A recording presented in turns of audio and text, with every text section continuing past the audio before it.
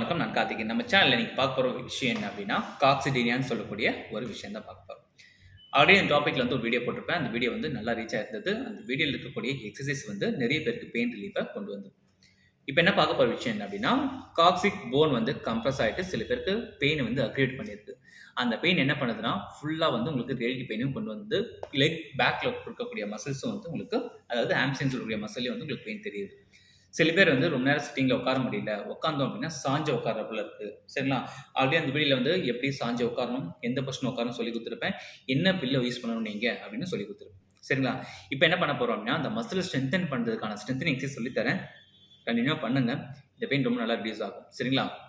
So இன்னொரு விஷயம், நிறைய பேர் எனக்கு முன்னாடி அடிபடுச்சு, இப்போ தான் எனக்கு பெயின் காமிக்குது அப்படின்னா என்ன ரீசன் கேட்டிங்க அப்படின்னா, அங்கே இருக்கக்கூடிய மசில் ஓவர் ஸ்ட்ரெயின் பண்ணியிருப்பீங்க.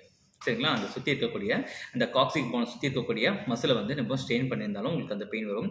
இல்லை எஸ்ஐ ஜாயிண்ட் சொல்லக்கூடிய சாக்ரோயிலியாக் ஜாயிண்ட் சொல்லுவோம். அதாவது பின் முதுகு இருக்குது பார்த்தீங்களா, அடி முதுகு கீழே 2 டாட் மாதிரி நீங்கள் ஃபீல் பண்ணியிருப்பீங்க, அதை பார்த்துருப்பீங்க. அந்த பார்ட்டில் இருக்கக்கூடிய ஜாயிண்ட் இருக்கக்கூடிய சுற்றி இருக்க மசில்ஸ் உங்களுக்கு ஸ்ட்ரெயின் ஆகிருக்கும். அது கிராம்ப் ஆகும்போதோ இல்லை டைட்னஸ் ஆகும்போதோ உங்களுக்கு பெயின் இருக்கும். இல்லை சிங்கிள் லெக் ஸ்டாண்ட்ஸில் ரொம்ப நேரம் நின்று இருப்பீங்க, இல்லை ட்ராவல் பண்ணும்போது ஏதாவது சடன் ஜர்க்காக இருக்கும். ஓகேங்களா? அதனால் இந்த பெயின் வரலாம். இந்த பெயின் வந்ததுக்கப்புறம் நீங்கள் பண்ணக்கூடிய ஃபஸ்ட்டு விஷயம் என்னென்னா, ஹீட் தெரப்பி கொடுத்து ஃபஸ்ட் ரெடியூஸ் பண்ணணும். இல்லை இன்ஃப்ளமேஷன் ஃபார்ம் பண்ணுது, அந்த இடத்துல ஹீட் தெரியுது, தொட்டா ஹீட் தெரியுது அப்படின்னா ஐஸ் பேக் கொடுத்து நீங்கள் ரிலீஸ் பண்ணலாம். அண்ட் ஐஸ் பேக் கொடுத்தீங்கன்னா டெய்லி ட்வைஸ் நீங்கள் கொடுக்க வேண்டியிருக்கும். அதாவது 5 to 10 minutes ஐஸ் பேக் கொடுக்கணும். மார்னிங் அண்ட் ஈவினிங் அப்படின்னு மாதிரி கொடுக்கலாம். 6 hours கேப்பில் கொடுக்கலாம்.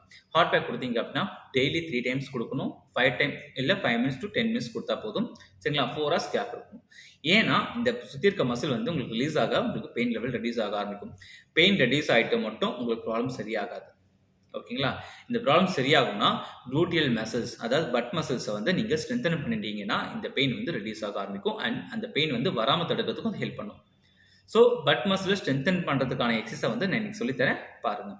இது நீங்கள் தொடர்ந்து பண்ணீங்க அப்படின்னா இந்த பெயின் ரெடியூஸ் ஆகுறது மட்டும் இல்லாமல் அகைன் திருப்பியும் வராமல் இருக்கிறதுக்கு வழிவகுக்கும். ஓகேங்களா? சரி, இந்த எக்ஸசைஸை பார்க்கலாம் வாங்க. ஃபஸ்ட்டு ரிலாக்ஸாக படுத்துட்டு ஒரு காலை பெண்ட் பண்ணி நம்ம இடுப்பு தூக்கி இறக்கணும். இந்த இடுப்பு தூக்கி இறக்கும் போது என்ன ஆகும் அப்படின்னா, அந்த எலும்பை சுற்றி இருக்கக்கூடிய மசில்ஸ்லாம் ஸ்வீஸ் ஆகும். மசிலை நல்லா க்ரிப் பண்ணுறதுக்கு அது ரொம்ப ஹெல்ப்ஃபுல்லாக இருக்கும். ஓகேங்களா? ஸோ ஒரு பில்லை போட்டு எதுக்கு நான் பண்ணுறேன் அப்படின்னா, போனோட அலைன்மெண்ட்டை மாற்றுறதுக்காக நான் இப்படி பண்ணுறேன். ஓகேங்களா? கவனமாக பாருங்கள். இந்த பொசிஷன் பண்ணும்போது ஹெட்டுக்கு பில்லை வச்சுருந்தாலும் ஓகே, வைக்கலனாலும் ஓகே. உங்களுக்கு கம்ஃபர்டபுளாக இல்லை அப்படின்னா ஹெட்டில் இருக்கக்கூடிய பில்லோவை நீங்கள் எடுத்துகிட்டு இந்த எக்ஸசைஸ் பண்ணலாம். ஒவ்வொரு எக்ஸசைஸுமே நீங்கள் 5 times ஸ்டார்டிங் பண்ணுங்கள், அப்புறம் 10 times பண்ணலாம். ஓகேங்களா? அப்புறம் ஸ்ட்ரெயிட் லெக் ரேஸ் நல்லா மூமெண்ட்ஸோடு சேர்ந்து பண்ணணும். இதில் மூச்சு இழுத்து பிடிக்கணும் அவசியம் கிடையாது, ரிலாக்ஸாக பண்ணுங்கள். அண்ட் இந்த எக்ஸசைஸ்லாம் பண்ணும்போது மசிலை க்ரிப்பாக வச்சுக்கோங்க.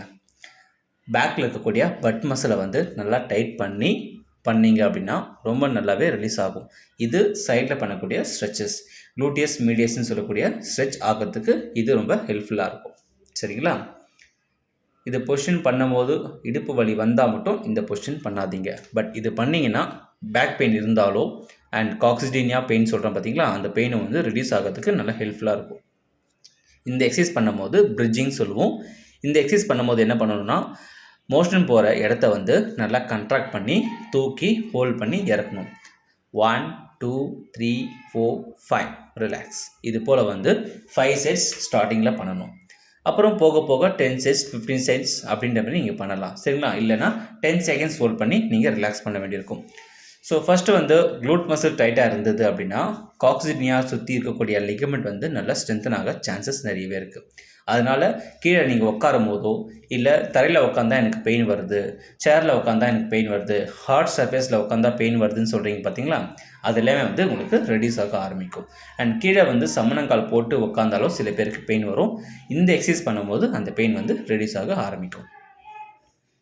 ஸோ இது எல்லாமே ஜாயிண்ட்டை ரிலீஸ் பண்ணக்கூடிய ஒரு சிம்பிளான பேசிக் எக்ஸசைசஸ். இந்த எக்ஸசைஸ் பண்ணும் போதும் நீங்கள் ப்ரீத்திங் ஹோல்ட் பண்ணணும் அப்படின்னு அவசியம் கிடையாது. ரிலாக்ஸாக ப்ரீத் இன் ப்ரீத் அவுட் பண்ணுங்கள். அண்ட் ரிலாக்ஸாக பாடி வச்சுக்கோங்க. மசில் மோஷன் போகிற இடத்த மட்டும் நல்லா கண்ட்ராக்ட் பண்ணி, வலி இருக்கிற இடத்த மட்டும் நல்லா கண்ட்ராக்ட் பண்ணி இந்த எக்ஸசைஸ் பண்ணிங்கன்னா நல்லாவே ரிலீஃப் ஆக ஆரம்பிக்கும்.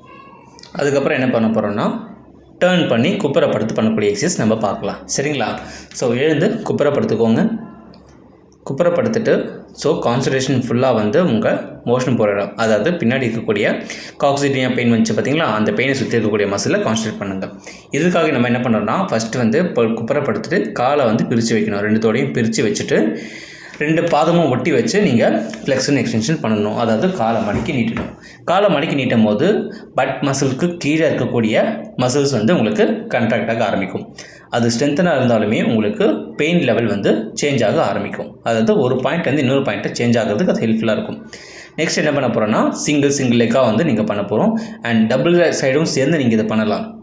காலை மடக்கி மேலே தூக்கியாக இருக்கிறது, சரிங்களா? ஆல்டர்னேட்டிவாகவும் நீங்கள் பண்ணலாம். இது பண்ணும்போது என்ன ஆகுனா, க்ளூட் மசில்ஸ் வந்து ஸ்ட்ரென்த்தன் ஆக சான்சஸ் நிறையவே இருக்குது.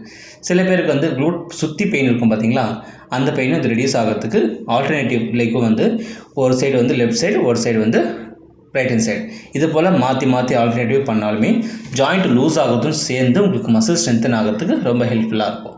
சரிங்களா? ஈஸியாக இருக்கும். மூச்சு கண்ட்ரோல் பண்ணாதீங்க, ரிலாக்ஸாக வைங்க.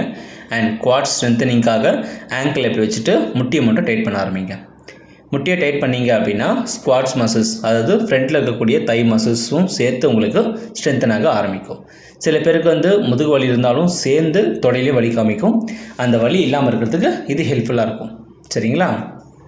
நெக்ஸ்ட் என்ன பண்ண போகிறோன்னா, காலை ஃபுல்லாக வந்து ஃப்ளாட்டாக கீழே வச்சுட்டு பட் மசிலை கண்ட்ராக்ட் பண்ணுங்கள். நல்லா கண்ட்ராக்ட் பண்ணி ரிலாக்ஸ் பண்ணுங்கள். Contract 1 2 3 4 5 relax. இது போல் வந்து 5 செட்ஸ் பண்ணுங்கள்.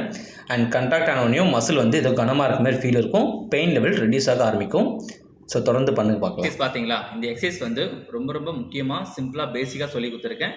இதனால் பெயின் வந்து அக்ரிவேட் ஆகாது. ஓகேங்களா? சப்போஸ் பெயின் அக்ரிவேட் ஆகுது அப்படின்னா நீங்கள் என்ன பொசிஷனில் தப்பாக பண்ணியிருக்கீங்கன்னு சொல்லிட்டு செக் பண்ணி பாருங்கள். ஏதாவது டவுட்னா கமெண்ட் பண்ணிங்கன்னா அதுக்கு ஆன்சர் வந்து நான் உங்களுக்கு நெக்ஸ்ட் வீடியோவில் உங்களுக்கு கொடுக்குறேன். ஓகேவா? இது ரொம்ப சிம்பிளான விஷயம் தான். ஆனால் நீங்கள் ஃபாலோ பண்ணுறதை பொறுத்து உங்கள் பெயின் லெவல் சேஞ்ச் ஆகுது இருக்கும்.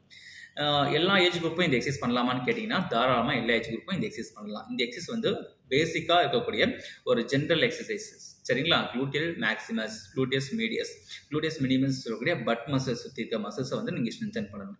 அண்ட் இது மட்டும் இல்லாமல் கீழே இருக்கக்கூடிய ஹாம்ஸ்ட்ரிங் மசில், அதாவது தொடைக்கு பின்னாடி இருக்கக்கூடிய ஹாம்ஸ்ட்ரிங் மசிலை வந்து ஸ்ட்ரென்தன் பண்ணுறதுனாலையும் இந்த பெயின் வராமல் தடுக்கலாம். ஓகேவா? பேக் பெயின், அதாவது இந்த பெயினோடு சேர்ந்து எனக்கு முதுகு வலி இருக்குது அப்படின்னு சொன்னீங்கன்னா சில பொசிஷன், ஸ்லீப்பிங் பொசிஷன் சொல்லி கொடுத்துருப்பேன். அந்த பொசிஷனை நீங்கள் பண்ணலாம். இதெல்லாம் கண்டினியூ பண்ணீங்க அப்படின்னா 1 வீக்லேயே உங்களுக்கு டிஃபரன்ஸ் தெரிய ஆரம்பிக்கும். அண்ட் 2 to 3 டேஸ்லேயே வந்து இந்த லெவல் பெயின் ரெடியூஸ் ஆகிறது உங்களுக்கு ஃபீல் பண்ண முடியும். அண்ட் மசில் ஸ்ட்ரென்த் ஆகுது உங்களுக்கு ஃபீல் பண்ண முடியும். சில பேருக்கு வந்து வேகா பெயின் இருக்கும். மசில் ஸ்ட்ரென்தன் பண்ணும்போது சில பேருக்கு வந்து ஃபுல் பட் மசில் சுற்றியும் பெயின் இருக்கலாம். அது வந்து ரொம்ப நார்மல். நீங்கள் பெயின் இருந்தாலும் அதை நீங்கள் பண்ணலாம். இந்த காக்சிக் போனில் இருக்கக்கூடிய அந்த அடிப்பகுதியில் இருக்கக்கூடிய பெயின் அது அதிகமாச்சுன்னா மட்டும் நீங்கள் ஐஸ் பேக் கொடுத்து ரிலீஸ் பண்ணலாம். ஓகேவா? ஸோ ஹாப்பியாக இருங்க, ஹெல்த்தியாக இருங்க. நம்ம சேனல் தான் ஃபஸ்ட் டைம் பார்க்குறீங்கன்னா சப்ஸ்கிரைப் பண்ணிக்கோங்க. யாருக்கெல்லாம் யூஸ்ஃபுல்லாக இருக்குன்னு நினைக்கிறீங்களோ அவங்களுக்கு இதை ஃபாலோ பண்ணுங்கள். அண்ட் அதுக்கப்புறம் முக்கியமான விஷயம், நிறைய பேர் வந்து நம்ம சேனலை சப்ஸ்கிரைப் பண்ணாமல் பார்த்துட்டு இருக்கீங்க. சப்ஸ்கிரைப் பண்ணீங்க அப்படின்னா ரொம்ப நல்லா இருக்கும்னு நினைக்கிறேன். சரிங்களா? ஸோ ஹாப்பியாக இருங்க, ஹெல்த்தியாக இருங்க, சப்போர்ட் பண்ணுங்கள். பாய்.